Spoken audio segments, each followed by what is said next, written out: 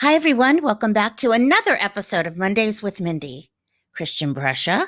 Hi, everyone. Welcome to the show. Today's episode features a conversation with PR magnate, marketing guru, and Judy co-founder, and a new podcaster, for Pete's sake, Simon Huck. That's right. Simon was born in Ottawa, Canada, and after graduating Canterbury High School's specialized arts and acting programs, moved himself to New York City and began working with high-profile publicist Lizzie Grubman. He then moved in 2006 to Command PR and became a partner in 2010. In 2013, he bought out his partner, Jonathan's share, and became its principal, and under his leadership expanded its brand into the influencer market, which was new then. Yeah. Newish, and developed some of the most successful celebrity campaigns for global brands. Simon has been featured in numerous publications, including Du Jour and the New York Times Style, while making forays into reality television with his show, The Spin Crowd, and episodes of all versions of everything Keeping Up with the Kardashians franchise. In 2018, Simon launched A Human, an immersive theatrical experience showcasing body modifications into the future. The exhibition and PR for it generated worldwide publicity, and according to Vogue magazine, was the most talked about thing at that year's New York Fashion Week. Over the last decade, Simon has witnessed close friends and family deal with emergencies across the country, from floods in Florida to storm surges along the coast to earthquakes in California, noticing that the common denominator in many of these situations was the fundamental lack of preparedness. So, after spending a year learning from first responders and leading preparedness experts, Simon co-founded the emergency preparedness brand, Judy. He did this in January of this year to empower families, like this one, my family, with tools and knowledge and products so they can be prepared for the unexpected. Most recently, and we're talking like within the last month, Simon has launched a podcast, Emergency Contact, with his own of 17 years, Melissa Gray Washington. The show features interviews with celebrities and their emergency contact. Christian, you should totally be my emergency contact, since you usually are. Literally. Just without public acknowledgement. Their podcast, we should get on there, right? Uh-huh. Their podcast, like our very own, is streaming on all platforms. Simon lives in New York City and Montauk with his fiance, Phil. Awesome. I am very excited to meet and talk with Simon today. Ladies and gentlemen, it's our pleasure to welcome to the show, Simon Huck. Welcome, Simon. Hi, Lovey. Oh, I'm so excited to be here with you guys. Excited to have you. Excited to have you. It feels good. And I love this whole contraption that we're on, Squadcast. I'm so into it. Yeah, it's perfect. I know. Listen, only the best. Only the best for us. Only the best. So the way we start each episode is I pull 5 of our 20 questions out of our perfect Johnny Adler secret canister. Plug for John. Love him. I have the same jar. And here we go. Good taste. Here we go. Simon, what assumption do people make about you that's wrong? That I represent the Kardashians. It's the number Still? one assumption. Because Still, though? Still, maybe even my parents. Because I think when I started my career in PR as a public relations person, and I represented brands, and I connected brands to celebrities. So already for a layman, you're confused. You're like, what the F is that? And then... Well, also because you were one of the first to do it. Like it was kind of a niche thing. And my business partner at the time, who I was his assistant in the beginning, Jonathan Chebin, like he was really one of the first to do it. And so I was known for PR. And then, you know, I became really close with the girls and the family, and I did a show with them in 2011. So suddenly, like, I'm a publicist, I'm being written about. It's like, people are like, oh, affiliated with them. Yeah. Yeah. It's hard to shake. Okay. Interesting. Yeah. So you don't represent them. I do not represent the case. Well, I knew that. Yeah. Okay. Simon, do you have a hidden talent that you can talk about? Oh my God. And not embarrass Phil? I would say I am a rapid fire email responder. So I will respond to you within minutes. That's a really good talent. Okay, you know what? I'm understanding my deep affection for you I more and love more. you, Mindy. Oh my God, we're so alike. It hurts me. Just because I'm not even Okay. because I'm proud of it. It's not like a badge of honor. It's because I have anxiety and I don't like the Same. stimulation. Same. Yeah, that's what Same. So I drive Christian nuts because I'm also a chronic deleter. Like I answer something, I delete it. So I save nothing. And he has to say, I mean, the shake of the head is the nice way that I drive him insane. Oh, I'm curious. Among your friends, Simon, what are you best known for? Planning parties, planning events. I'm the planner. Are you? Yeah, I mean, you Does know, that include Marge in the mixing? We do Of course. we do our Mad Marge mix. I love to bring people together, and I love to mix high, low. You're I good love at to mix it. people from all different walks of life. I don't like one type of person. Yeah, no, you're good at that. More than good.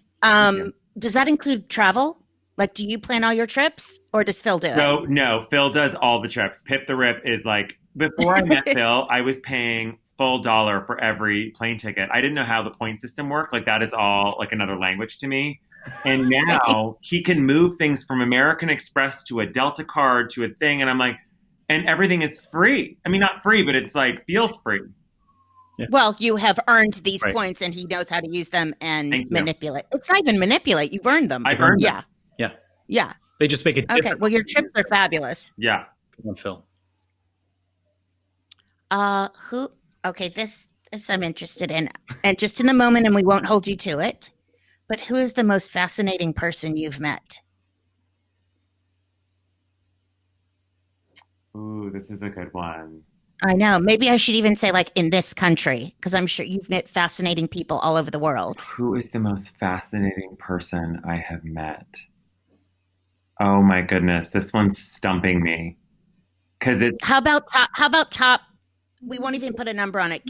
Throw out a few of people that you are truly one of the most fascinating people I've met. And it could be good. okay. This is going to be like a cliche response, but I have to say it. I think that Kris Jenner is one of the most fascinating, compelling people I have ever met in my life. Okay, why is that? Well, only because I was just, going on about like I'm not their publicist, and then I'm naming them like a minute later. No, You have a relationship with them. That makes sense. Yeah. Besides your mobile phone, what is something you never leave home without? Listerine breath mints, the strips. Same. Okay. Why? Do you have chronic halitosis or sensitive to it? Thank you. Christian, that is like what I have. It's actually like a running joke with all of my friends and anyone that knows me.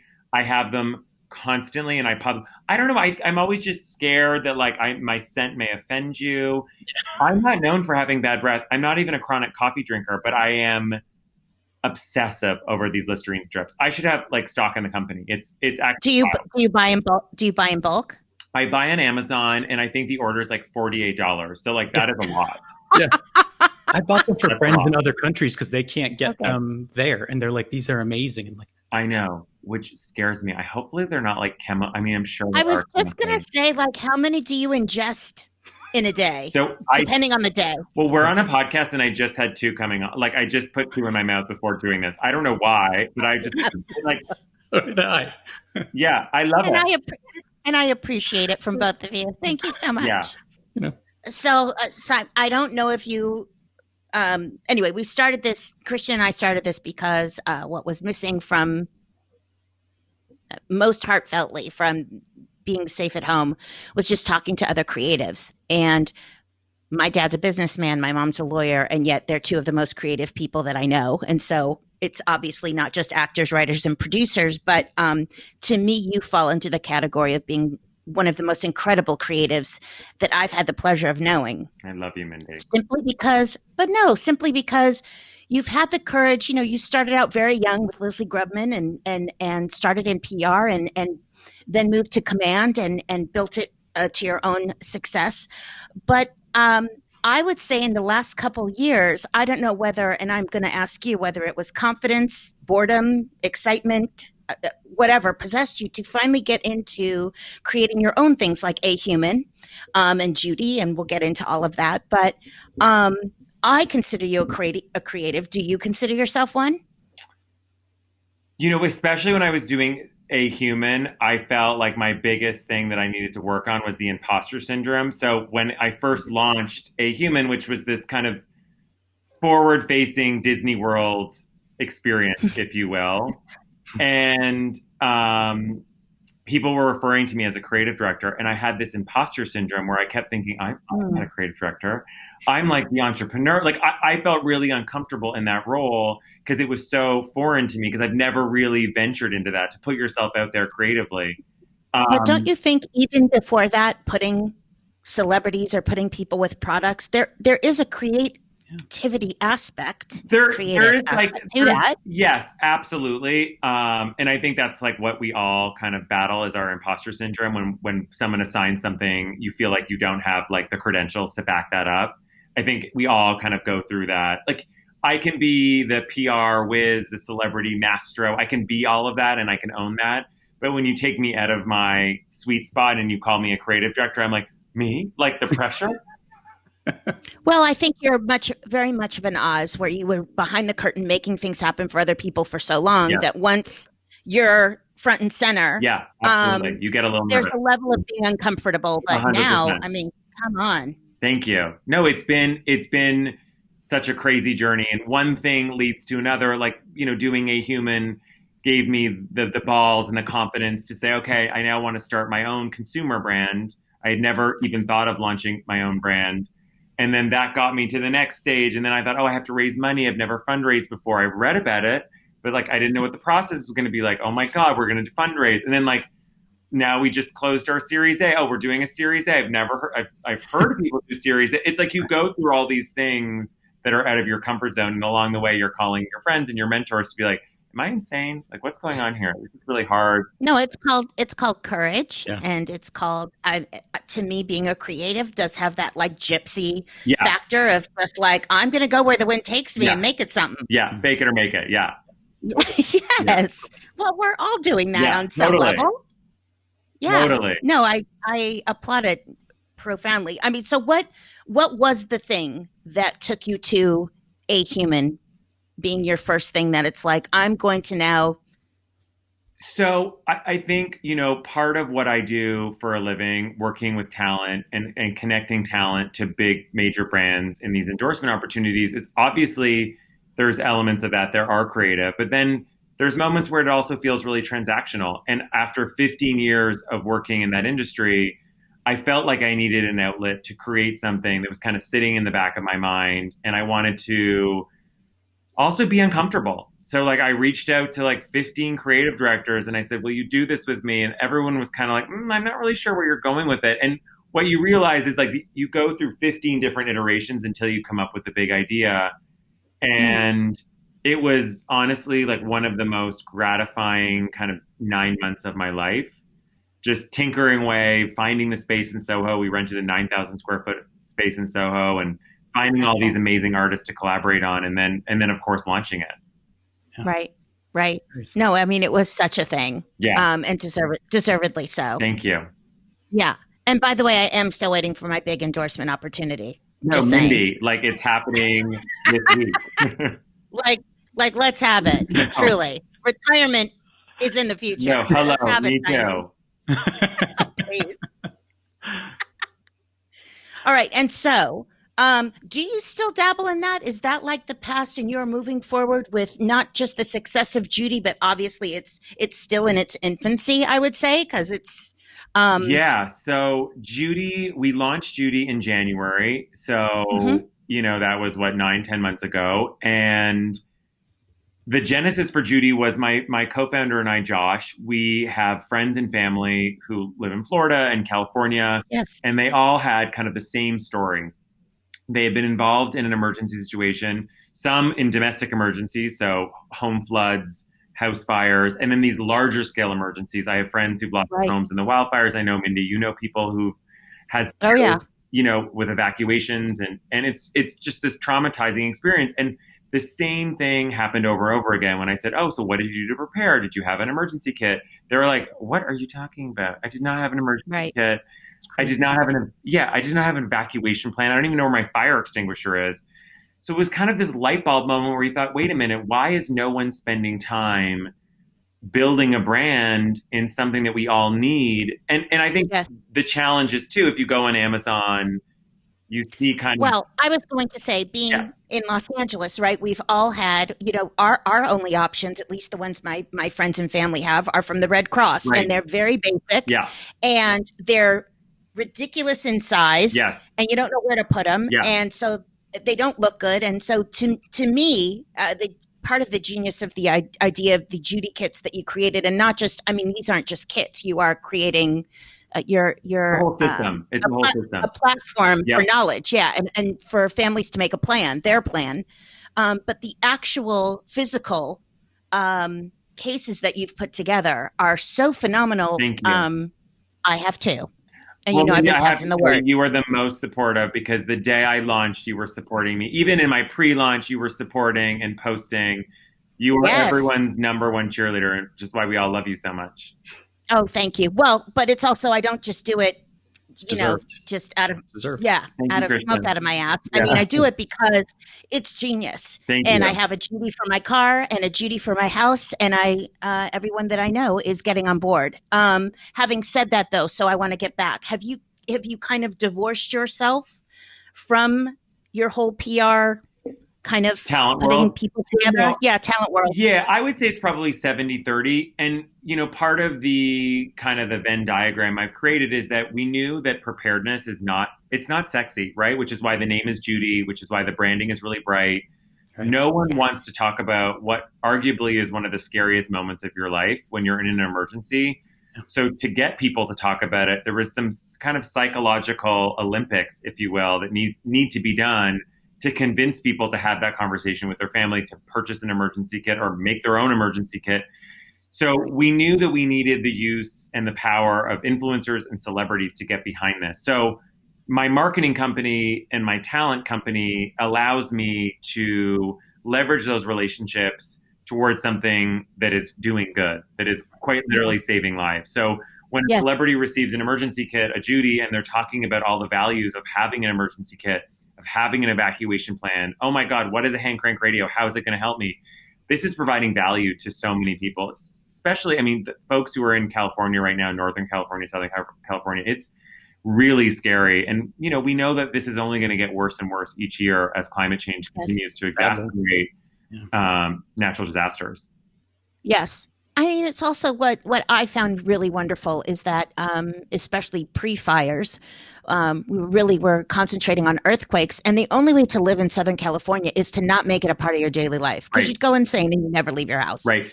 And so I do think you not only are supplying,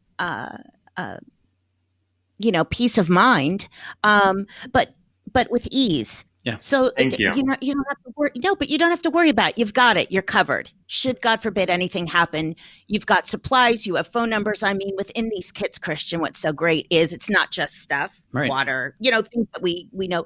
It's a plan. It is. Simon has developed. Judy, kind of gives you this how-to folder. Yeah. And it's like emergency for dummies. Yeah, I'm familiar with it. It is. Oh, that's of course. But I got it. Yeah. Yeah, you do got it. Yeah. And so, because of that, this new podcast, Simon, called Emergency Contact, is so brilliant. Yeah. You're so Thank brilliant. you. No, it was like a meta moment. We were like, how do we get people to care about emergency preparedness? And how can we use kind of the people that are around me and that are excited about what I'm doing to talk about emergency preparedness? And what better way than to bring on a celebrity or a familiar face and their real life ride or die emergency contact? It is genius. Thank you. And so, yes, great idea, but then you have to go and do it. Oh my God. Christian and I know where we talk from. I know. Did you ever think it was so much work? Is a lot of work. Oh, I know. It's a lot of work. I know. And I tell everyone about it. They're like, oh, it's so great. I'm like, do you understand? I've not worked this hard in so long. It's so interesting. It's like, you got to produce it. You got to get it together. You got to make sure your guests can plug in their phone. Like, you got to deal with the tech issue. Research. Yeah. It's a lot of elements. Yeah. It's a lot of work, but it's been just, it's really rewarding because we are hearing from a lot of customers and like brand fans who purchased a Judy and then are listening to the podcast. And they're like, oh, I never knew that about this, or never knew that about, like, it's kind of creating this whole circle moment for us, which is really gratifying. Nice. What has surprised you the most that people weren't doing? Most out of all of people that we speak to don't even know how to use their fire extinguisher.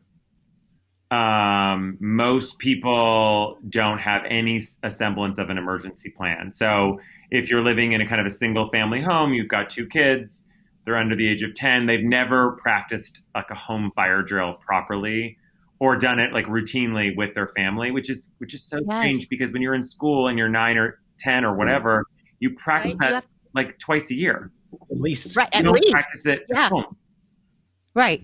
Crazy. That is so interesting and fascinating. I didn't really think about it at all. Yeah. I mean, what's so interesting is we've all made jokes. Well, I make jokes with my, right. If the big one happens, if the big earthquake happens, I have 2 people that I know if I'm able to get in my car, I'm driving. That's one person. If I have to walk, that's another person, because that person's closer. And then if there's no big emergency, I'm taking the car and driving cross country to the farm, 100%. to Beekman 1802 farm. That's where I'm going. Yeah. So, I mean, those are my plans. And even on earthquake preparedness, like most people don't really understand, most people think that the actual earthquake itself is what causes the injury. But of course, we know that fires are as a result of, like, once you kind of go down the tunnel, I think a lot of people, I was like this before Judy, I just didn't want to think about it. Like, I have enough things to worry about than worrying about a hurricane or a flood. Thank you very much. Yeah. I mean, I think my boyfriend are kind of the typical where we don't deal with it until it's not a problem until it's a problem. So when somebody tried to set our building on fire a few years ago, for whatever reason, we suddenly had to get out of the building, and we're in a high rise. So suddenly you're like, okay, we've got a pet. There's the 2 of us. How do we get out? How do we get safely? Like, and what do you take? Right. That's when it became very real for us, at least for me. And I mean, I'm not a spring chicken. So it was like, I've been in California for 20 years and it never really occurred to me to have a really true buttoned up process. I had the things, but I didn't have the process, I think that's really valuable in what you kind of are extending along. 100%. So tell me where you were during Hurricane Sandy. Were you in the city? I was in New York City, and Marjorie actually graciously, she had power. I was downtown. She had power, and I walked from 13th Street to 76th Street on the Upper East Side and spent 3 days with Marjorie. So my friends came up with me because I was on 57th and 8th at the time. It was crazy. And I think those are the moments, and obviously COVID-19, these are the moments that, as we were building Judy and talking to leading preparedness experts, they said things like, okay, during a huge emergency, during a large scale emergency, you get panic purchasing, you get mass confusion, you have hysteria, like all these things. In my mind, they felt really theoretical. I was like, oh, that's never happening. Like, when is that ever happening? And then COVID hits and you see grocery stores cleaned out. You can't get toilet paper or Bounty paper towel for 6 months. Like, you see all the things that happen because you haven't been prepared. And FEMA has admitted, quite honestly, like, we have not prepared American families for emergencies. The task is too great for us, and we need help.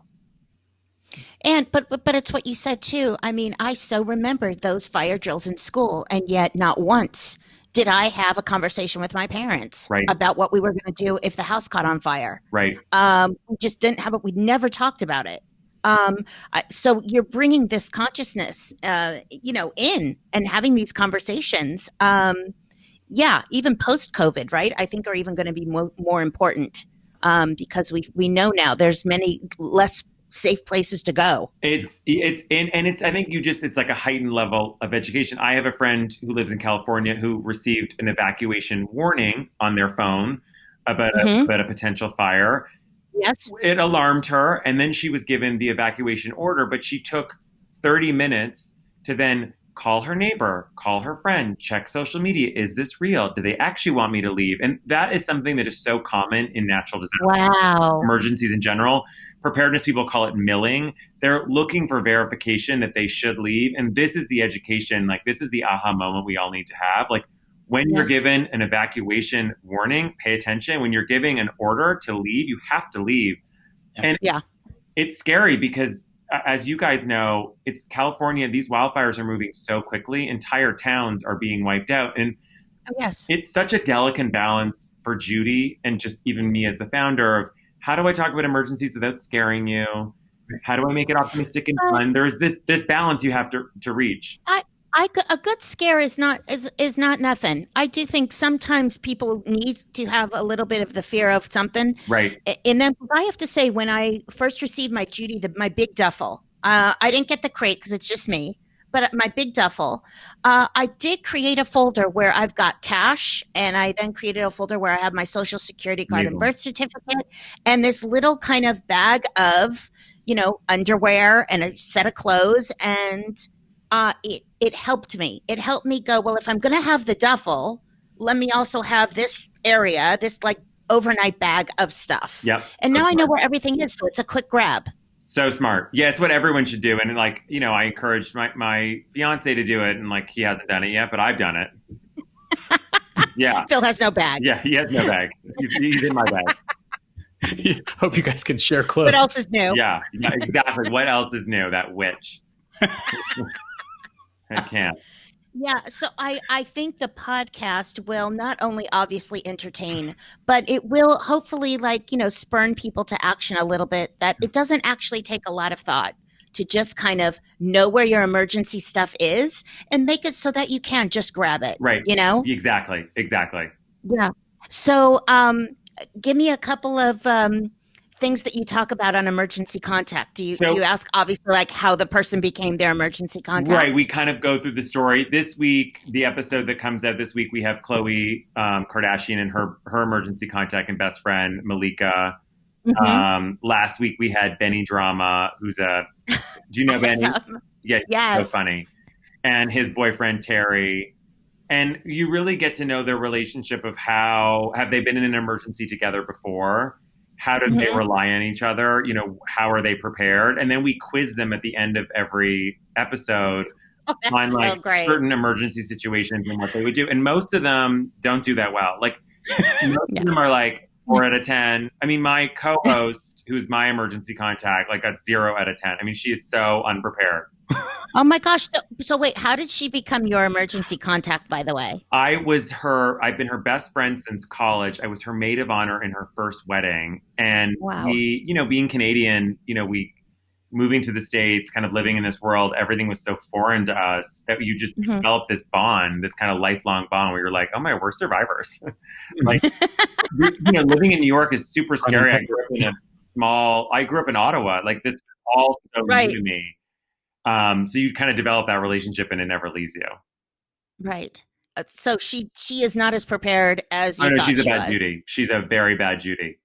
Oh my gosh. Well, I want you to know I am an award-winning Judy. Oh, I would win an award. Yeah, I guarantee you. Yeah, Christian, Christian, are you like 50-50 Judy? I would probably say I'm probably 70% because my partner is like 100% Judy. Like he's when we moved in together, he was the one that I was like, what is that crazy bag? Because it looked like it was not very fashionable, number one. So I was like, why did you buy that? And number two, it's got like 25 gallons of water in it. I'm like, why would we ever need 20? I mean, he's very regimented in that way. And when COVID hit, we were more than prepared with everything that we could possibly need and haven't had any issues personally with supplies or things like that because he's very forward thinking in that stuff. He's very regimented in making it happen. And while I'm tend to be the more dreamer and the go-getter, he focuses on something and he like kills it when he focuses. So that's amazing. That's amazing. Yeah. Yeah. Yes. He carries a little bit of my weight. No, but I appreciate that. I find it comforting. Yeah. So I think that's, I don't come from a place of fear. Of course, it's anxiety provoking to think about it. But it's also very comforting to know, like, peace of mind. I'm going to take care of myself. Yeah. Peace of mind. It's the number one reason why people prepare. It's for peace of mind. Yeah. Yeah. So what or who inspires you, Simon? What, all these ideas, all these people, like what is your go-to inspiration? People like you, Mindy, and Christian. I don't know you yet, but like I feel like we're really bonding. We're vibing. People who are constantly doing new things and taking risks and dipping their toes into things they've never done before. Like, I like to surround myself with people who like to be uncomfortable and try new things. I think, when I first moved to New York, I've met a few friends that kind of stayed in the same role and really were kind of negative towards change and negative towards other people making moves. And I realized that, like, I'm very much responsible for the energy around me. So I surround myself with people that are kind of just constantly moving and evolving. And that inspires me. Like, my peers really inspire me. Nice. And so what is up next for you as far as, is there anything you can tell us that's new and dreamy, or is this building blocks for Judy time? So it's building blocks for Judy. We're still plugging away on the podcast. Judy as a brand is only, 8 or 9 months old. Exactly. There's so many more products that we're going to be launching and new things. Really? That we're going to start building generators. Wow. We're getting into fireproof pouches, pet kits. I mean, there's just, once you kind of expand into this ecosystem of safety, there's so much. I want to be on a list for a generator. Yeah. I want a Judy Gen. Judy Gen. Absolutely. Yeah. Right. Yeah. Like, who doesn't need one? It's a must-have. It's a must-have. If power goes out, like, that's it. We're still charging. We're still podcasting. I am still gramming. Yeah. Yes, it's happening. Gramming. Yeah, no, it happens very frequently in Southern California, especially now with all the fires. And there are these rolling, if not rolling, blackouts. Momentary, we've had them this morning. Where just things go out and you can't get in touch with anybody, right? Because we're all on. You're all on you're on your phone or electronics. And then also, I have this year, or the coming year, we were supposed to get married, my fiance and I. Yes. Which is why I asked you. Yeah. Yes, because I wasn't sure whether you had snuck away and gone and done it. Oh, no, Mindy, you can, like, you're so polite. Like, just ask away. Okay.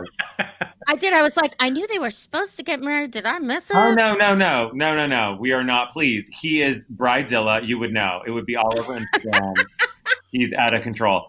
So we initially were like, we're going to do a small wedding. We're just going to do friends and family. And then, no, I don't buy it. No, because you meet with the wedding planner and they're like, we could do this, but we could do this. And, like, the minute option B is presented, Phil, like, got a tiara on and was like, I want Swan and I want, like, a 27-piece orchestra. I'm like, oh, okay. Like, it's a recession, but we'll do it.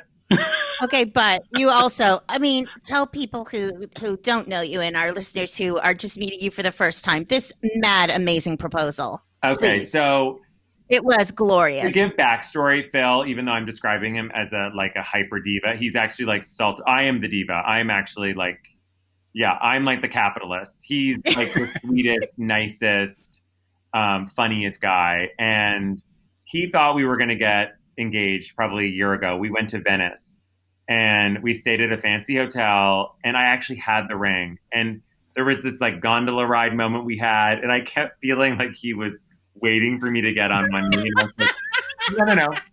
That's good on you. I love you so much, Simon. It's so great. It's like, no, you blew it. So then I had like 14 espresso martinis, and the last night we were there, and I was like, I know you think I'm going to propose, but like, I'm not doing it. Like, I'm not doing it now. So he was like, okay. So he really forgot about it. And then Montauk is his favorite place in the entire world. We have a little tiny beach house out there. It's like where he is right now. It's his sweet spot. So on a Tuesday, I called like my little handyman and I said, can you source like 50 big rocks and then spell out on our beach right in front of our house, like, you better say yes. And I'm going to bring Phil down there at like 9 a.m. and say that I'm going for a walk, which is already suspicious because I like hate the beach, even though I've had on the beach now. And I'm always cold and I never go for beach walks. Like, I hate the sand. I'm basically in misery. So I bring him down. He's like, I can't believe you're doing this. I can't believe we're going to. So I bring him down and he sees the rocks and he thinks it's like, he thought it was like kids or something. He was like, what does this say? I had to like spell it out for him. And now I understand why people get on one knee because it like cues it. Like the minute you get on one knee, then he was like, oh. Yeah. And then that was January 17th, 18th. And then I launched Judy 2 weeks later, and then COVID-19. Right. March. Yeah. Wow. So kind of. So it is, you are going to have some post-COVID We're going to have some post-COVID. We don't know when it's going to be. We have not figured out a date because we're just worried about health and masks and everything else. But yes, Phil spends his days on YouTube looking at wedding bands and dreaming of like dreaming. Yeah, I love it. Good to have him excited. I mean, better than the alternative. So can I say it's possibly going to happen in 2021? It will definitely happen in 2021. Okay. I just don't know when, but it will like probably the later half of the year. And it's going to be, who knows what it's going to be, but he's going to be very happy. I'm not as crazy about the wedding stuff as my fiance. I know wedding stuff, but aren't you? I mean, we've only had one small conversation about it, but I also had a little Instabomb with you where it's just like you're looking forward to being a mister. Yeah. Right? 100%. And we started not like the full process, but we started looking and investigating the surrogacy process. Like we're ready. You're ready. Where you're like, okay, it's musical chairs. I found my chair. Like, take the chair off the dance floor and call it a day. Okay, Simon, when I meet my husband, I think I'm going to steal that and just go, oh my gosh, my chair. My chair. No, because the people who are still Simon told me I'd meet my chair. What? Circling the chairs. I'm like, get your chair. I found my chair. Fantastic. That's amazing. Yeah. Fantastic. Yeah. Simon, thank you so much for coming on this Mondays with Mindy episode. It has been such a tickle to just share you with our listeners and promote a little more of Judy. Everybody needs a Judy kit, and Christian will let you know. We'll have all the information on our site, right, Christian? Yeah, if listeners or viewers go to mondayswithmindy.com, there will be a section there for Simon. It'll give a lot of information so you can follow up with him, connect with him, follow his journey through marriage and everything else. But we'll also have details for Judy so that if you want to get yourself a kit or follow the brand itself and see how it's growing and evolving, that information will be there. So mondayswithmindy.com. Again, we'll also have links to his podcast so that you can take a listen there and follow that journey as well. I adore you guys. This was amazing. Thank you very much for joining us. Thank you, Mr. Simon Huck. So much. Ladies and gentlemen, Mr. Simon Huck. He loves applause. Clapping. You guys are the best. This is so fun. I could go forever.